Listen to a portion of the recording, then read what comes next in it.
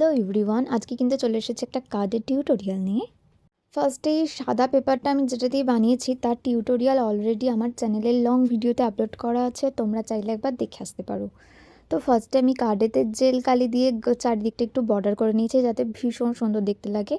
আর তারপর না ফার্স্টে আমি পেন্সিল করে একটু লিখেও নিয়েছিলাম আর একটু এঁকেও নিয়েছিলাম যাতে একদম পারফেক্ট হয়, একটু যাতে টেরিয়ে টেরিয়ে না যায়। তারপর আমি রাবারে করে একটু মুছেও নিয়েছি আর তারপরে যেগুলো লেখার আমি লিখে নিয়েছি। সেকেন্ডেরটাতে কিন্তু আমি অর্ধেকটা রেড দিয়েছিলাম আর তার নিচেরটাতে কিন্তু ফুল রেড দিয়েছিলাম।